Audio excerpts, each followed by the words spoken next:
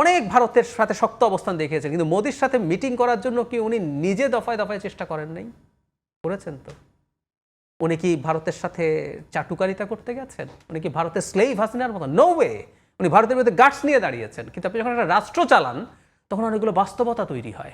জাহিদুর রহমান, একটা বিষয় যেটা বলতেছিলাম যে আজকেও কিন্তু ঐকমত্য কমিশনের একটা বৈঠক হয়েছে, সে বৈঠকেও কিন্তু বলা হয়েছে যে এখন পর্যন্ত সমঝোতাটা কাঙ্ক্ষিত পর্যায়ে যায় নাই। আরেকটা বিষয়, একেবারে সিপিবি এবং বাসদ তারা কিন্তু উচ্চকক্ষের যে ধারণাটা সেটাকে উড়িয়ে দিয়েছে, যে এটা এই মুহূর্তে কোনো দরকার নেই, এখন সংখ্যানুপাতিক নির্বাচনী দরকার। এই দুটো নিয়ে একটু বলবেন। ধন্যবাদ। আগের একটা প্রশ্নের একটা ছোট জিনিস যোগ করে রাখি, যে বাংলাদেশে ইসলামী দলগুলো এই ধরনের জোট তৈরি হওয়া, তারা নির্বাচনী রাজনীতিতেও যদি অনেকটা শক্তিশালী হয়ে ওঠে, ইমেজের কি হবে? একটা জিনিস একটু মনে লাগবে যে ওয়েস্টে এক ধরনের চিন্তা আছে যে এদেরকে স্পেস দেওয়া দরকার, কিন্তু আমাদের আবার একটা ইমিডিয়েট শত্রু আছে। শত্রু শব্দটা জেনে শুনেই বলছি, ভারত। অ্যাটলিস্ট এই মুহূর্তে তারা ইনফ্যাক্ট এটাকে খুবই ক্যাশ করার চেষ্টা করবে। তারা তাদের প্রোপাগ্যান্ডা মেশিন আছে, তারা তাদের অভ্যন্তরের লোকজন, এবং তারা গ্লোবালিও চেষ্টা করবে দেখানোর যে দেখো এখানে কিন্তু মানে ধর্মীয় জঙ্গিবাদ, উগ্রবাদ মাথাচাড়া দিচ্ছে। এটাকে তারা ক্যাশ করার চেষ্টা করতে পারে। ঐকমত্য কমিশনে যেটা বলা হয়েছে যে সন্তোষজনক ঐকমত্য বা অগ্রগতি হয়নি, মানে এই সন্তোষজনক বা যথেষ্ট এই শব্দটা আপনি আসলে কখন বলবেন? আমি যদি বলি আমার কাছে মনে হয়েছে সন্তোষজনক এবং যথেষ্ট অগ্রগতি হয়েছে, তার মানে হচ্ছে এই আপনি কি এক্সপেক্ট করছেন আর কি পাচ্ছেন সেটার উপরেই ডিপেন্ড করে এটা সন্তোষজনক নাকি সন্তোষজনক না। ঐকমত্য কমিশন কি এটা এক্সপেক্ট করেছিল যে যা যা তারা প্রপোজাল দিচ্ছেন সব কিছুই সব দল মেনে নেবে? এটা কি চাওয়া উচিত? ধরুন কয়েকটা কনস্টিটিউশনাল ইস্যু বিএনপি মানছে না, বলে রাখা ভালো বিএনপি মানছে না এমন যে ইস্যুগুলো আছে এগুলো আমি ব্যক্তিগতভাবে কনস্টিটিউশনাল কমিশনের কাছে গিয়ে আমি ব্যক্তিগতভাবে এটা বিএনপি যে অবস্থান তার বিপরীতেই আমার অবস্থান। আপার হাউসে প্রপোর্শনাল রিপ্রেজেন্টেশন নিয়ে আমি বলেছি, লিখেছি আলাদাভাবে। এনসিসি, ন্যাশনাল কনস্টিটিউশনাল কাউন্সিল, পরে কাউন্সিল বাদ দিয়ে কমিটি করা হয়েছে, আমি এটার পক্ষেও আছি। এখন BNP is a political party, দেশ সে কীভাবে চালাতে চায়, দেশের স্ট্রাকচার কেমন হবে, প্রধানমন্ত্রীর ক্ষমতা কেমন হবে, এটা তার মতো করে দেখার রাইট কি তার নাই? আবারও বলছি, আমার সাথে দ্বিমত আছে তো। এখন দ্বিমত যদি হয়, কি প্রয়োজন যে আমাকে সব সংস্কার আজকেই এইবারই করে শেষ করে ফেলতে হবে? কিন্তু সেই চেষ্টা, এই জন্য ওনারা অসন্তুষ্ট এই কারণে। অথচ কনস্টিটিউশনের আর্টিকেল 70 নিয়ে দীর্ঘদিন আমরা আলাপ করেছিলাম না, এবং বিএনপি এটাকে এমনভাবে করতে চেয়েছে তার মধ্যে আসলে ঝামেলা হতো, কিন্তু পরে বিএনপি অনেকটুকু সরে এসে 70কে ছাড় দিয়েছে। প্রাইম মিনিস্টার 10 বছরের বেশি থাকতে পারবে না, সেখানে ছাড় দিয়েছে।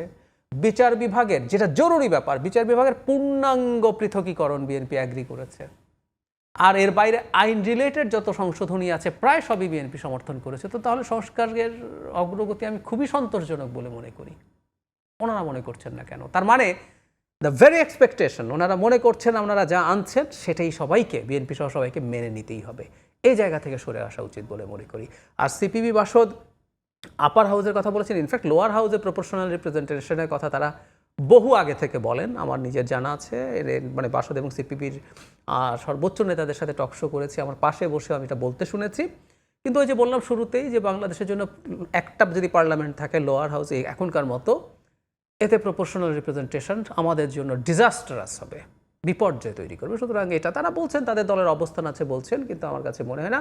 আর একটা আপার হাউস যদি কথার কথা নাও হয়, আমাদের কিন্তু এখন আর্টিকেল 70 অনুযায়ী আগের মতো নাই, দলের বিরুদ্ধেও ভোট দেওয়া যাবে। সুতরাং পার্লামেন্ট এখন আগের মতো একতরফা হয়ে যাবে না।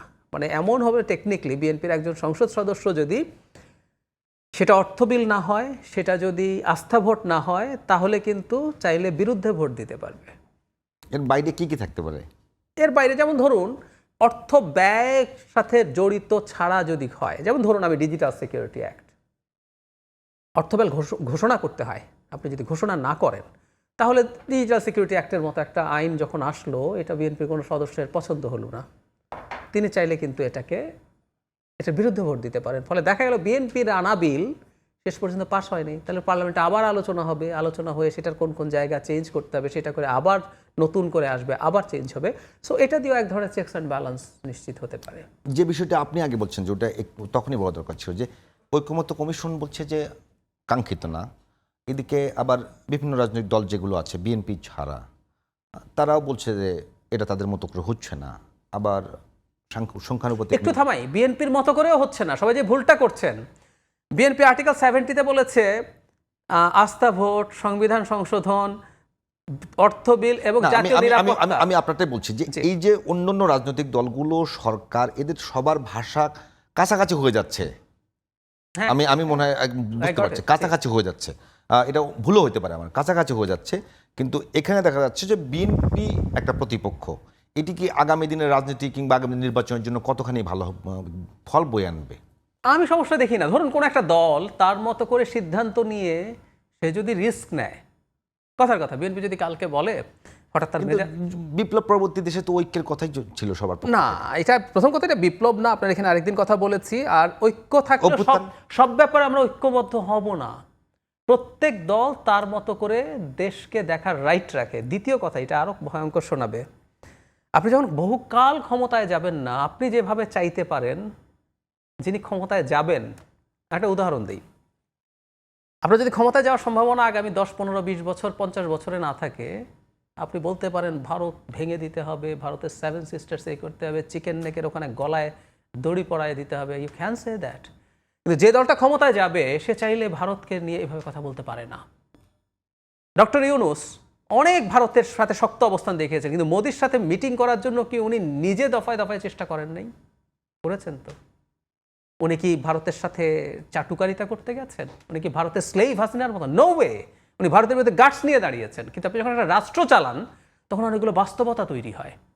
সো বিএনপি সামনে রাষ্ট্র চালাবে এই সম্ভাবনা অনেক বেশি। সুতরাং সে কিভাবে দেখতে চায়, আর আরেকজন যে যখন সহসাই যাবে না, সে আইডিয়ালিস্টিকলি চিন্তা করা তার জন্য অনেক ইজি। আর ওই যে যেটা বলছেন, বিএনপি যদি কথার কথা, এই কথাটা বললেন, ভারত বিএনপির রাজনীতি এন্টি ইন্ডিয়ান সেন্টিমেন্ট কিংবা anti Awami sentiment, pro Islamist বলা হতো। আপনি কি এরকম কিছু দেখছেন যে বিএনপিকে এন্টি ইন্ডিয়ান সেন্টিমেন্ট থেকে সরে আসার জন্য একটা ক্যাম্পেইন চলছে? আমি একটা কথা বলতে প্রস্তুত আছি, মানে অ্যান্টি ইন্ডিয়ান বা কোনো কোনো পলিটিক্সের প্রয়োজন নাই। অ্যান্টি ইন্ডিয়ান আমরা আসলে কেন হয়েছিলাম শেখ হাসিনার সময়?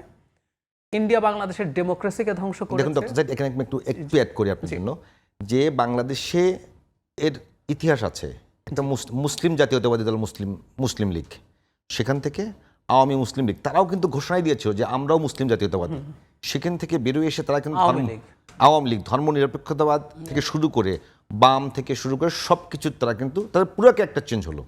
তো বিএনপি কি ওই রকম অন্য কোনো দিকে যাচ্ছে যে তাদের যে এখন যে ক্যারেক্টার ছিল, এর আগে যে ক্যারেক্টার ছিল, সেখান থেকে বেরোয় খানিকটা হবে। কিন্তু ইন্ডিয়ার প্রশ্ন আমি একটু বলে রাখি, বাংলাদেশে ইন্ডিয়ার বিরোধী অ্যান্টি ইন্ডিয়ান বিএনপি হবে কিনা, হওয়া উচিত হবে কিনা আমি জানি না, এটা বিএনপি বুঝবে। কিন্তু যদি ইন্ডিয়া বাংলাদেশের সাথে এনগেজ করতে চায় মর্যাদার ভিত্তিতে, তার যদি রিয়েলাইজেশন হয়, আপনার তো কোনো না কোনো ফর্মে কিছু এনগেজমেন্ট লাগবে। তো ও এত বড় প্রতিবেশী, আপনার সাথে অনেক কিছু বন্ধ হয়ে আছে, পাল্টে অনেক কিছু করতে গিয়ে দুই পক্ষেরই ক্ষতি হচ্ছে। সো কিছু এনগেজমেন্ট আমরা করতে পারি, তবে একটা শর্ত আছে।